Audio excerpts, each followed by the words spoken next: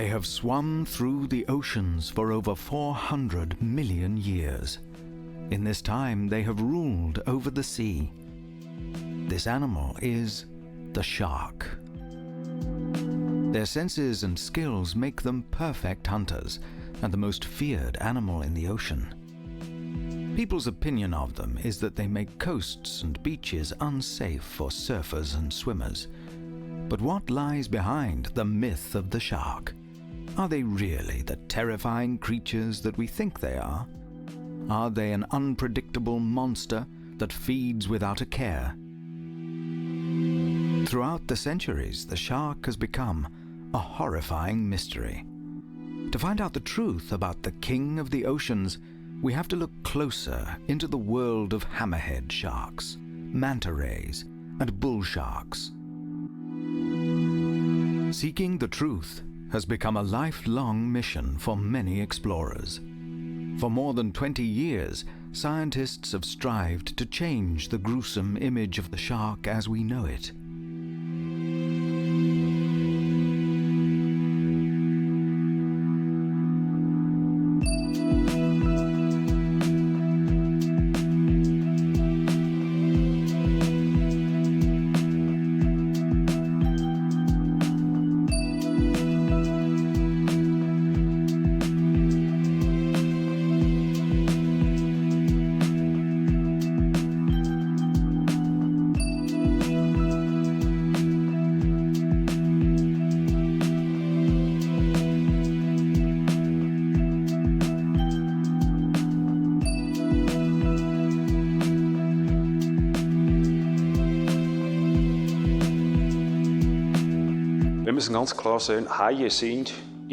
We have to understand that sharks are the most harmless predators on our planet.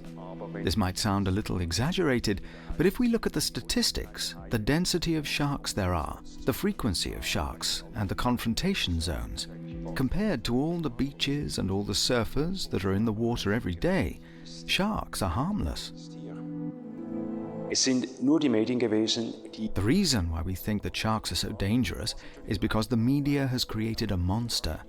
The media has portrayed the shark like this because it is an easy thing to do, as it is the only species that combines so many human fears. We are afraid of animals from the deep. We are afraid of things from the dark. We are afraid of being eaten alive. We are afraid of water. We are afraid of moving in a different medium. No other animal combines all these fears. Therefore, it was easy to make the animals into the monsters we believe they are today. But sharks are absolutely not what the media tries to portray them as.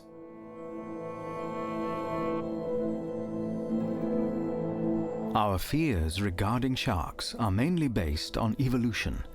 Before we settled down around 10,000 years ago, we had to flee from predators constantly, which made us into extremely careful and fearful beings.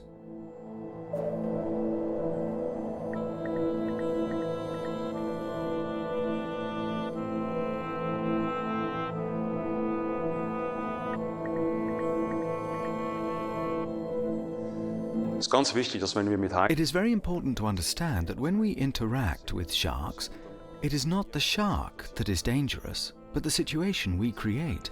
This is when trouble occurs. There are no dangerous sharks, only dangerous situations. We can deliberately create a situation by pulling on the shark's tail, unknowingly by floundering about in the water in a place where we should not be, or created by a third person. For example, someone is fishing upstream. We are downstream.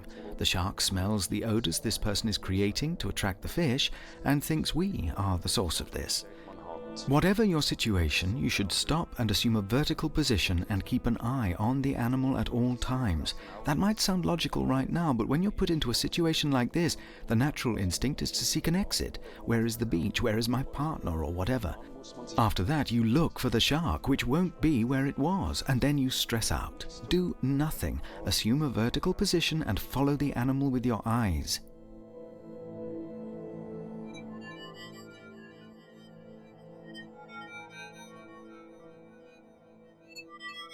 Being in the vertical position is good, as the shark cannot identify the swimmer or diver, as his normal prey will swim horizontally rather than stay in a vertical position.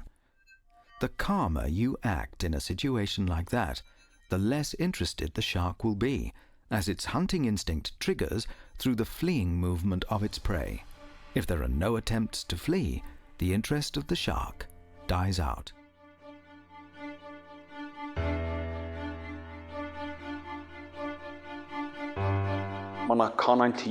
It is easy to identify an animal, especially a shark, as its eyes are very, very significant.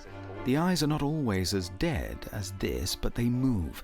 Eye contact is very important with sharks. They are eye animals.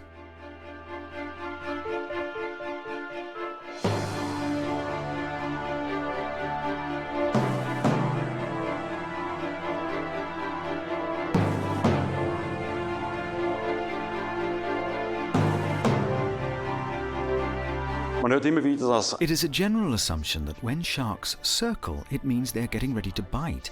A circling shark is nothing more than a shark that is seeking contact. It is interested in something, but does not want to move closer. In other words, how can it look at us for a few minutes without coming too close? It circles us. It can happen that it comes closer because it is getting calmer. But this never leads to an accident. Our perception is that the shark has surrounded us and is coming closer for a kill. If the animal comes so close that we feel we need to do something, so close that we could reach it when we stretch out our arm, just press some water against its gills. If that doesn't help, touch the gills and the shark will back off. The gills are the most sensitive organs sharks and fish in general have. Only a little pressure against these vulnerable regions will caution the shark to swim away from the human.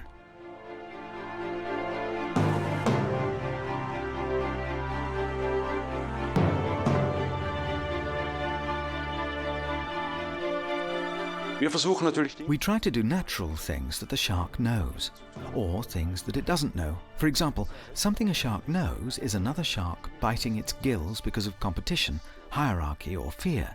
Of course, we can't bite into the gills of a shark, but we can use our hands to put pressure on them. The shark won't know who we are, but it will recognize the signal and act accordingly. We tried this on all the big sharks like tiger sharks, bull sharks, and the great white, and all of them reacted the same way, like we expected. Despite everything, the fear of these hunters remains, especially as not everyone has the courage to touch a shark in such close proximity to its mouth. Because of this, several groups offer various programs which attempt to turn this fear into respect. For over 20 years, we have shown people that it is possible to be in the water together with sharks.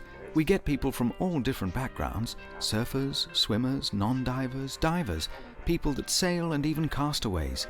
We get all sorts of people, and we always get the question, "And has anything happened yet?" Of course, nothing has ever happened, because we know the situations, the activities, the bottlenecks, and where the problems lie. These people will be trained with this in mind. So in other words, we train people to fully understand the situation and then act the right way. The right way to handle the situation will prevent anything from happening.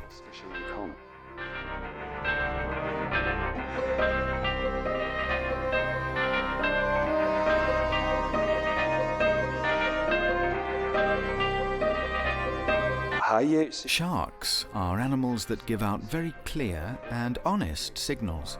When a shark approaches us in a certain way, his intention is very clear. This is very, very different from when a dog, say, is begging for a treat. It is not begging because it is hungry. It is not hungry. It only wants a treat. This is a very dishonest signal. Sharks don't do that. Of course, we get bitten every now and then, but not because we don't know what we are doing. We know where the problem zones are. We push the animals. We stress them and make them angry to find out how they react. Of course, it can happen that an animal needs to defend itself from what it might perceive as aggression. These deliberately provoked attacks play a big part in understanding the behavior of sharks. The findings the explorers document with these strategies help us to adjust our own behavior when we encounter sharks.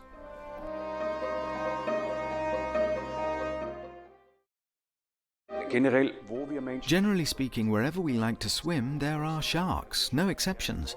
We like to swim where the water is more than 17 degrees centigrade, more than 18 degrees centigrade, there are sharks. We have been told that there are no sharks in the Mediterranean Sea, but it actually contains every species of shark you can imagine. These animals just don't like to come too close to people. They are reclusive. We are something unknown to these animals. We are a potential danger for them. If a shark comes close to us, it must have a very special reason. Otherwise, it would not do that. We are in the water a lot and think there are no sharks around. But they are there. They're just staying away.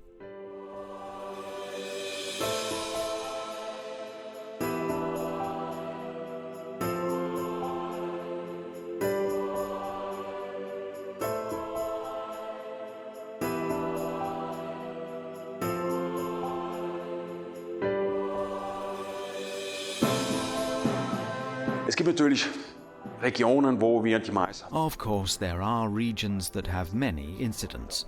Worldwide, the most are in Florida, South Africa, and Australia. This has nothing to do with the fact that there are many more sharks, but that there are a constellation of specific species. Species that are maybe more likely to bite. We have to be aware that there are over 500 species of sharks, and only about a dozen bite frequently, not more. Of this dozen, it might only be 5 or 6 species that cause most of the trouble. All other sharks don't bite us. Of course, we have the classic bull sharks, tiger sharks, and the great white. But very interestingly, the species that bites the most is the black tip shark. We call them the calf biters. When these sharks bite, it wouldn't make good headlines as they have tiny mouths. I call it the tattoo bite. 2, 3 pinpricks, that's it. The huge, spectacular bites don't occur very often, not like the media tries to make us believe.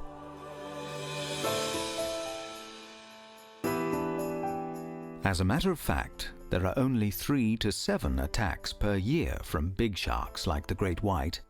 Only a fraction of those end fatally.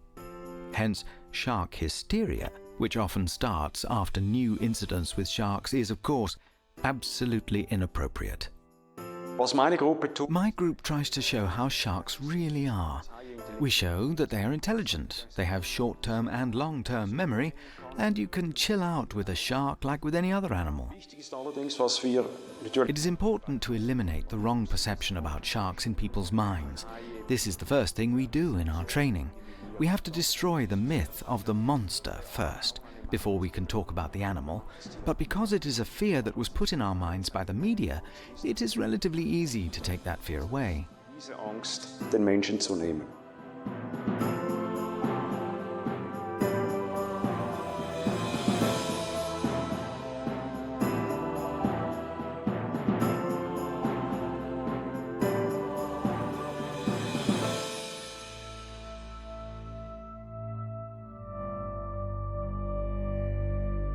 The word aggression is used frequently in connection to sharks to show that they are not just dangerous, but that they can even top that and be more dangerous.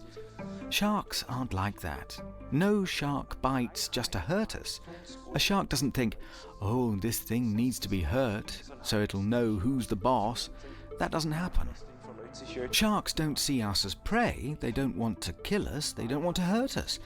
If a shark bites us, say it gets into a stressful situation, then it bites us as it would bite another shark in the same situation. Of course, it doesn't know just how soft our skin is. So, sharks don't bite us to hurt us, and they don't bite us to eat us. Biting is just a result of the situation they are in, either to get out of the situation or to show us their idea or motivation. Back off, this is my prey, for example.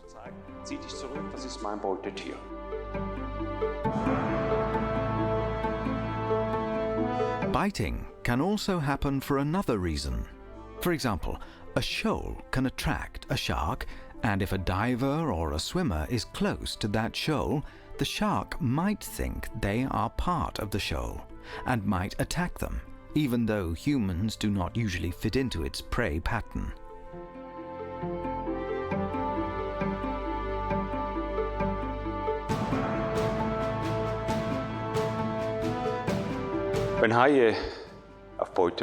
If a shark is looking for prey, it has a kind of image in its head. That means when it smells something, it will think, "Oh, that's my prey, that's something I know." So now it is looking for the animal that fits into that pattern, looks the same, gives off the same smells and sounds, the same stress sounds. Humans generally don't fit into that image. We might sound like something the shark has heard before, we might smell the same if we are close to shoals, but visually we are not what the shark knows. So when it sees us, it gets into a conflict within itself. There is interest in the sound and the smell, but it looks like nothing it knows. No predator would just try its luck. We could be dangerous. Although a shark has naturally the idea that what they found could be edible, therefore for some peculiar reason they always come back to humans. But we are not, and no shark would just eat us and say, "Oh, that was good, wasn't it?" That, of course, is just in the cinema. Sharks are predators. Underwater, there are no better ones. Their rough skin allows them to reach their prey quickly, and their teeth are able to break every bone and muscle. But they do not feed on humans. Sharks are suspicious and careful, and only approach people on very rare occasions. Accidents with people happen only in extremely exceptional situations, where humans and animals meet in an unlucky setting.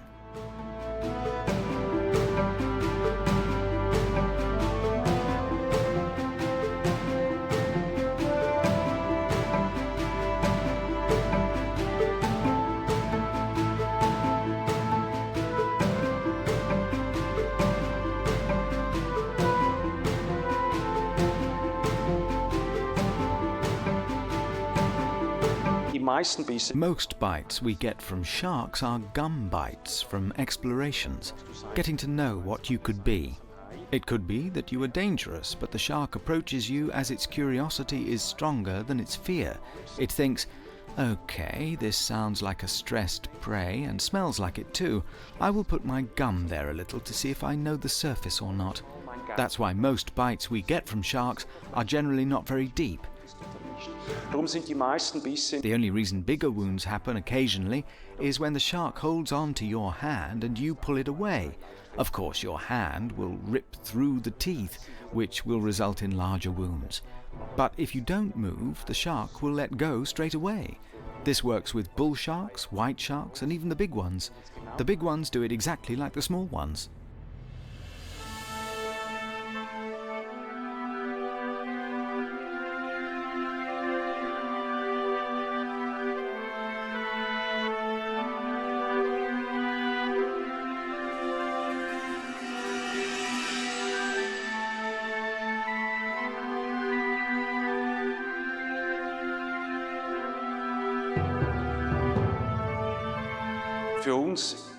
The most important thing for us is to approach a shark without any form of protection. Cages are out of the question. We only use them to hold on to them or put a sandwich on top. We have no harpoons or anything like that. I personally like to wear just swimming trunks. I like this as you can get as close to a shark as you can. Only this way can you truly understand a situation. Of course, you need a different approach if you swim with a 2-ton white shark or a 15-kilo blue shark, but the principle is the same. Our approach is just not always right for each situation. Es ist unsere Denkweise, die einfach teilweise falsch gestrickt ist für die Situation.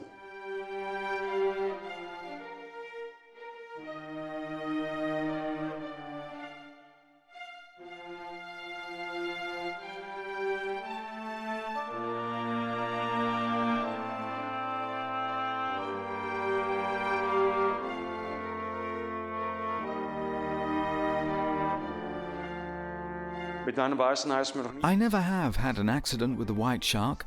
The problem with these animals is that they are absolutely reclusive at the beginning, so we have to calm them down. It is a paradox to imagine that such a huge animal is afraid of us, although it is many times superior to us in strength and speed. But the animal doesn't know that. These are our thoughts that we transfer into the shark. But if we look at us from the animal's point of view, it doesn't know what is in front of it. Es ist vorsichtig.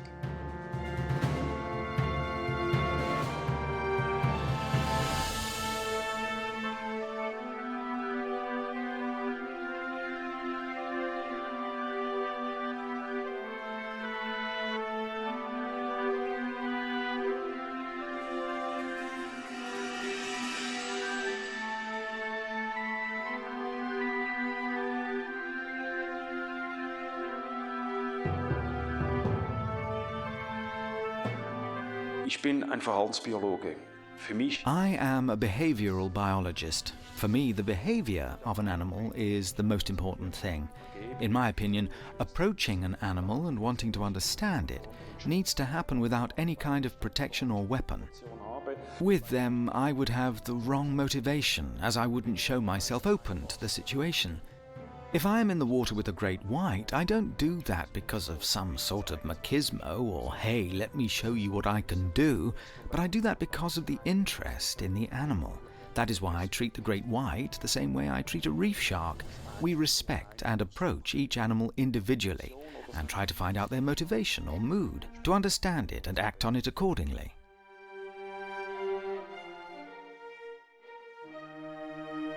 The individual attitude of a shark can vary and have a huge influence on our own behavior, and therefore determines if a potentially dangerous situation can be avoided or not.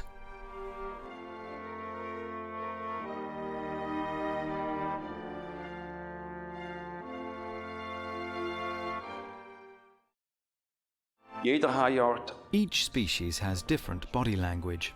Every individual within their own species is different again. Male sharks behave totally different to females. That has to do with hormones and it has to do with size. Young animals are usually more brisk than older ones. Animals that have more experience with us, that know us, react totally differently to animals that don't. So every animal is an individual. There is no that shark. There is also not one situation. And it is important to us that we respond to each animal differently, to their individual psyche. Only then can we enjoy the situation fully, and human and animal can relax together. Stehen.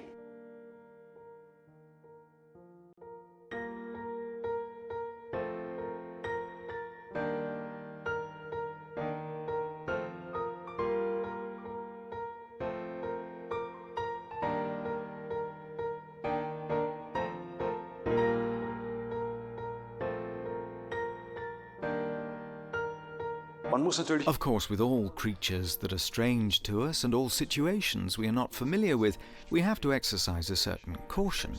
You watch the animal very closely, understand it, and try to guess what its next step is. There are sharks that swim directly towards the boat we are on. Some sharks stay only on the periphery. The shark that swims directly towards us, something new, is obviously in a different mood to the one that stays on the periphery. I might be able to ignore that when I'm in a boat, but not in the water. An animal that stays more than 2 body lengths away from me is a different animal to one that is only 1 length away. 1 body length shows me that the animal is okay with me being in its private sphere. It could be that it is a brisk animal or it trusts me.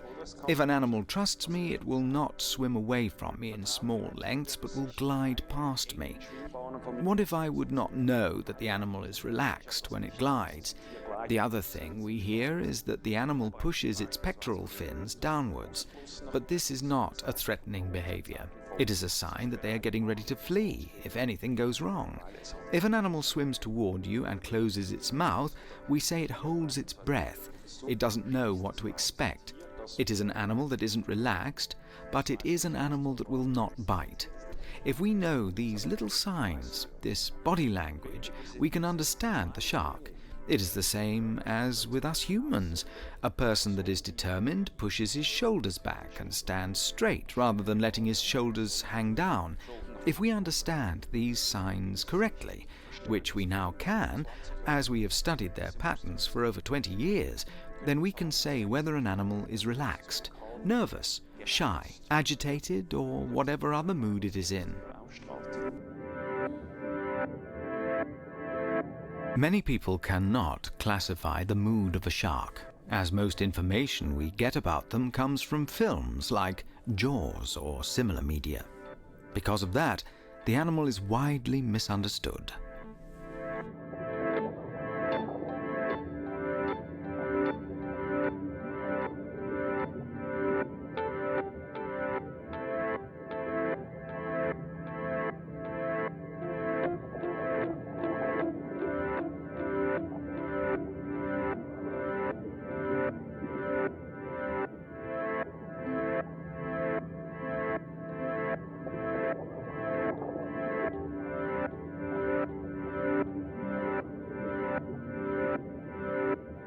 Another widespread myth is that sharks get attracted to the smell of human blood. Of course, that isn't true. Sharks mistake surfers for seals. Also, not true. Sharks see very well under the water, and sharks can see colors. Sharks have quite a large brain. They are anything but primitive. Sharks are highly developed animals. People think sharks eat constantly. In reality, they only eat 2 to 3% of their own body weight in a day. So there are many rumors about sharks, but if you get to know the animal a little better, you realize how little of that is true.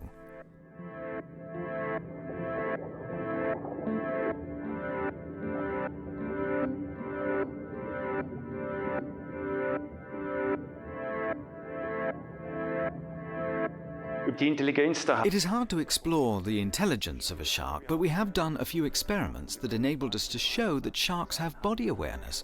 They have an awareness of three-dimensional structures. They recognize specific structures and how they are arranged, and can move past them accordingly. They can rotate. They also know where on their body a leech is irritating them. Sharks learn by watching. We made an experiment where we taught one shark to do something.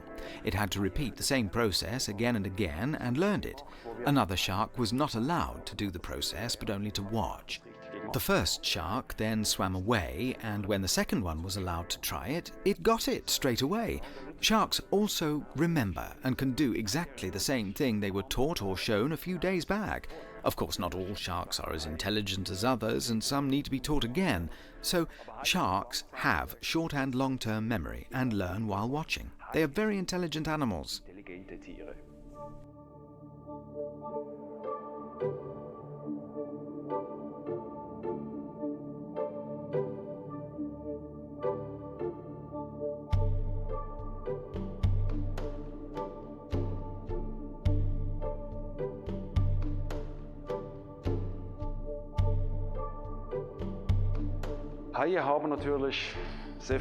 Sharks have many senses and belong to the group of predators that have been highly developed throughout evolution. Of course, every animal develops its senses until they are optimal for survival. Sharks have more than 5 senses, and probably even have more than 6 or 7. I am sure we will hear about this very soon. Sharks are the perfect predators. There are no buts, no ifs or maybes about it. These animals are a perfect example of evolution, and compared to other animals, they deserve much more credit than they have been given to date.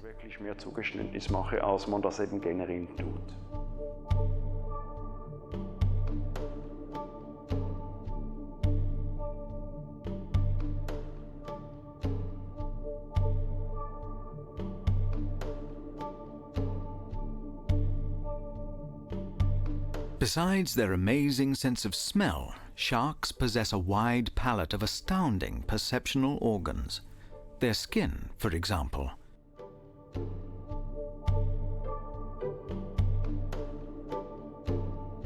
Millions of little teeth cover the surface of a shark.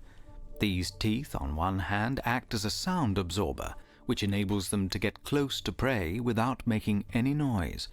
On the other hand, they reduce the density of the water around the shark, which enables it to move faster. The skin of the shark also has another feature. Going from head to tail fin, the shark has a sideline organ. This remarkable gift of evolution enables the shark to notice the movements of the water and therefore the close swimming fish around it. With this, the shark is able to hunt even in the darkest night. In the night, the predators not only rely on their sideline organ, but also use their electric serendipity. This enables the shark to feel the pulse of their prey. If a shark gets close to its prey, he is most likely to use its most characteristic feature, his teeth. These are not just unbelievably sharp, but they also grow back frequently. With its extremely lightweight body structure, which is held together by a framework made of cartilage, its skills make the shark the perfect design of evolution.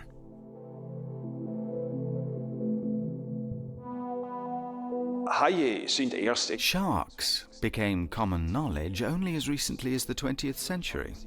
Of course, there had been some encounters in the 17th and 18th centuries, but not many people went swimming back then, and there were only a few fishermen. Encounters were very rare.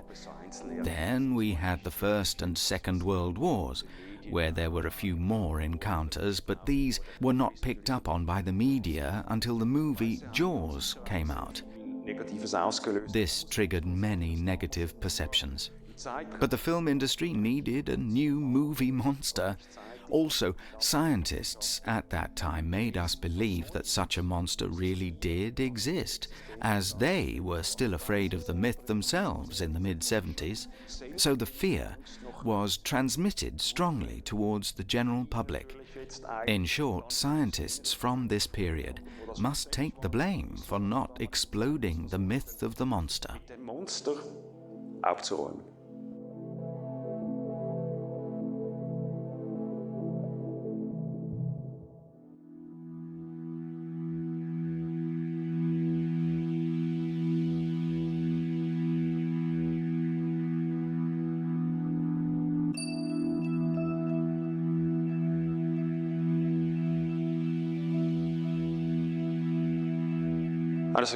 The biggest problem we have nowadays regarding sharks is that we are afraid of them, and what we are afraid of we don't protect.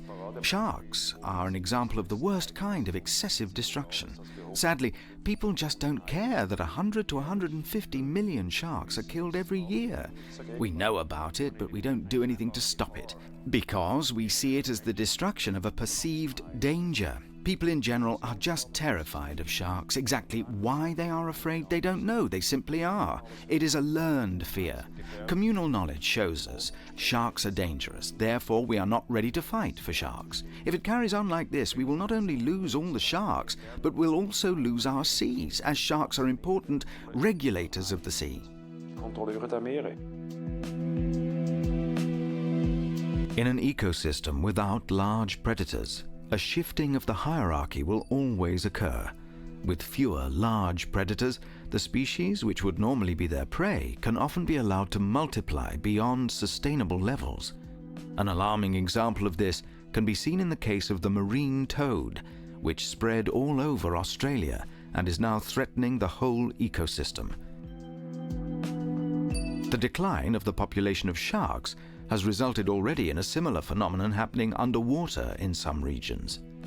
On the east coast of the USA, sharks were reduced through overfishing and are not able to regulate this region anymore. In recent years, an extreme spread of cow-nose rays was observed, and these already are beginning to threaten nature's delicate balance. In South Australia, seal colonies have taken over the waters since the white shark almost totally disappeared from this region. This erratic increase of population of the seals resulted in many seals starving to death, as there was not enough food to go around. These two examples show that this increasing growth will result in the extinction of a species.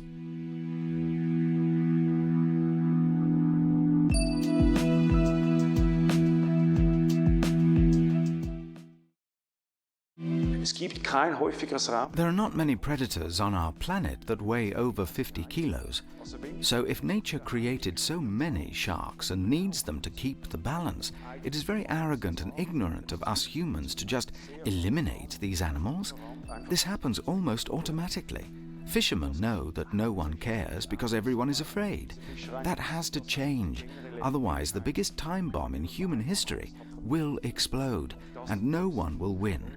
If it explodes, no one can return to a time before it went off. It will all be too late. The damage will be permanent and irreparable. Dorthin zurückkehren, wo wir waren, bevor diese Bombe losging.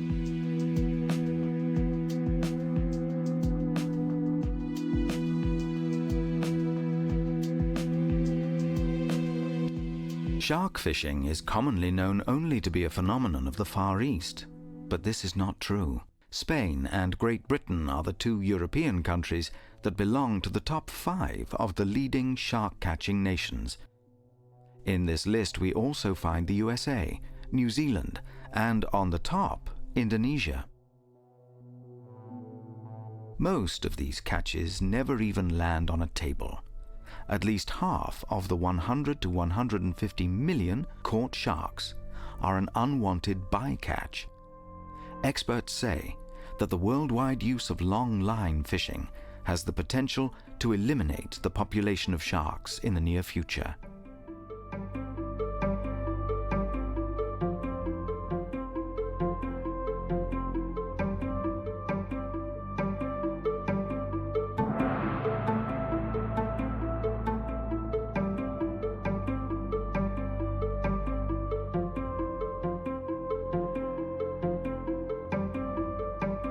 Wir haben etwa über 500 Haiarten. Von etwa We have about 500 species of sharks. About 60 to 100 are overfished. Of these 60 to 100, about 10 to 20 are endangered species. This includes well-known species like white sharks, whale sharks and basking sharks. These sharks won't make it anymore, even though they stand under protection, which is a nice gesture, but nothing will change. What we need to do is to protect the animals that have a stable population, as these can still have an influence on the health of the seas. The rare species can't do that anymore. We have to change our mind about protection to save our seas. denken, unsere Meere noch retten zu können.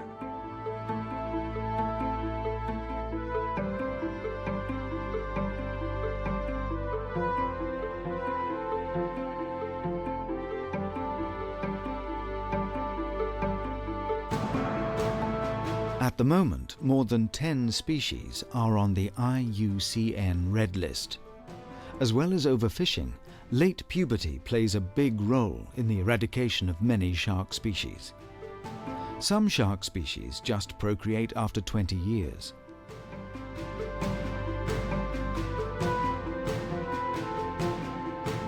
Consider that 100 million years ago, sharks maintained 60% of all species in the ocean, whereas today they just maintain 3%. In this context, you realize the relationship between aggressive overfishing, deep-sea fishing, and the rapid speed of decreasing sharks in the oceans of our world.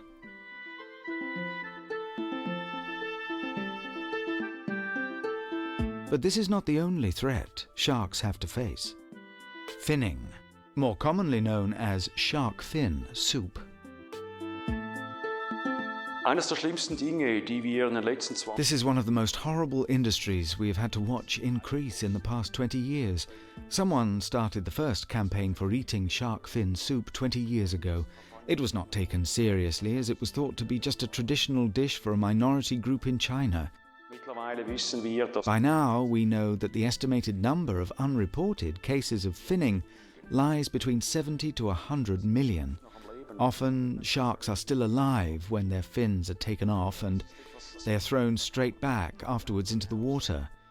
Sharks, like humans, have a nervous system. Nerve tracts send messages to the nerve centers. Nervenbahn, diesen Schmerz Sharks feel pain. So do teleost fishes, and we say they can't feel pain anyways. We humans sometimes have a very narrow-minded way of seeing things, and in this case it is a very irresponsible way of seeing things too. Knowing that these creatures feel pain and ignoring this fact is cruel. Ignoring the fact that if these wonderful and for our world so important creatures will disappear forever from this world, and not realizing that with them we will disappear from this world too, is the pure stupidity of the ignorant, luxury-seeking society we live in. Werden darunter leiden, wenn diese Haie nicht mehr ihre Aufgabe erfüllen können.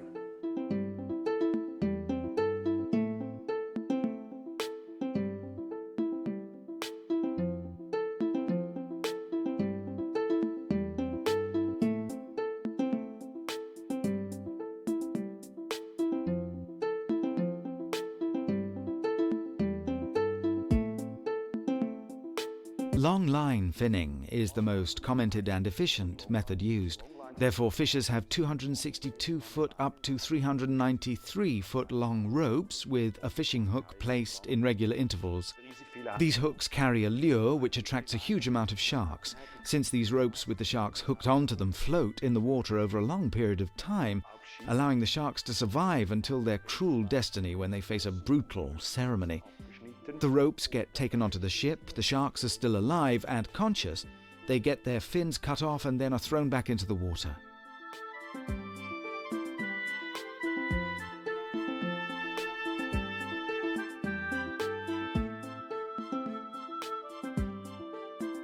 Now, unable to swim, they await a painful, slow death. Either they get lacerated by their conspecific, or they drown on the bottom of the ocean. There have been attempts to ban finning by law. A loophole in the law meant that those who tried were unsuccessful. Countries like Japan still have not given up the fight, and until they have found a way to stop this brutal murder, fishers will keep on finning sharks.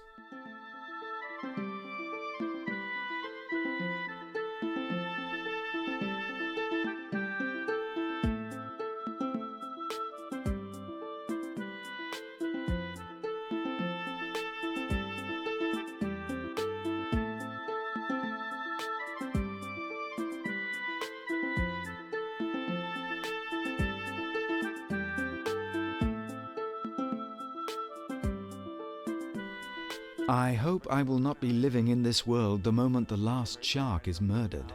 I believe with their disappearance, oxygen will disappear. It might be a too simple statement if I say, no sharks, no oxygen, but sharks are the end links to our food chain. Let us now see where we find the base of our mineral chain. The base we find is algae. Algae produce 60 to 80% of our oxygen. They absorb 60 to 80% of CO2 and transduce it into oxygen. They protect the Earth from global warming and give us our oxygen, without which we can't live. We are very naive and arrogant if we dispatch the highest links of our food chain and still believe we won't change the oceanic plankton of our world. We are very lucky if the oceanic We will be very lucky if the oceanic plankton stay alive, but that is very unlikely, and we will face a very uncomfortable future in this world.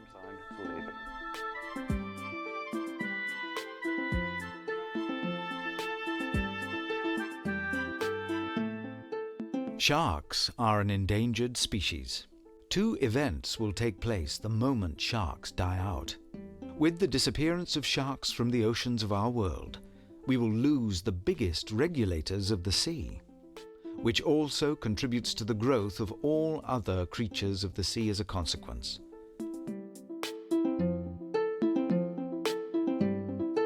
If we fail to keep sharks alive, another climate regulator who turns CO2 into oxygen will take global climate change to another threatening level.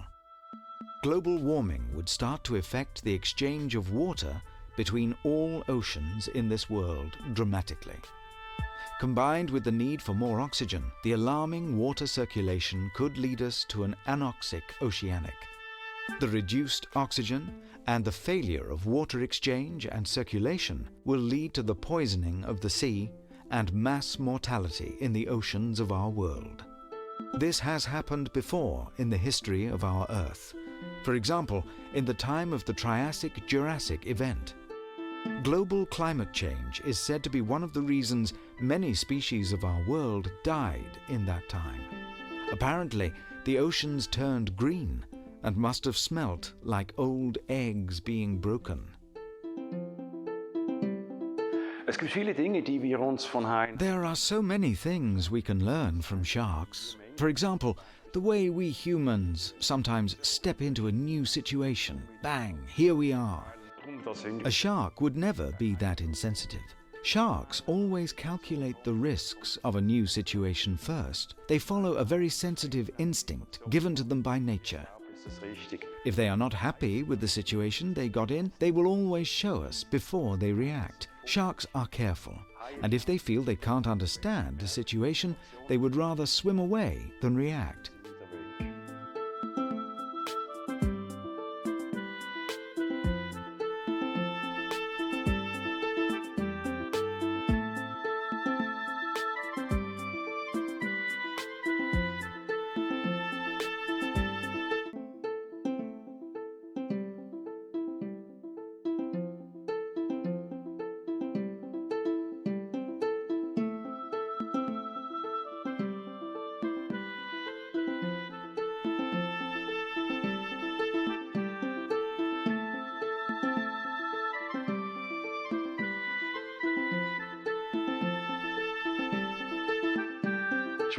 Often I get asked what I wish humans could see in respect of sharks.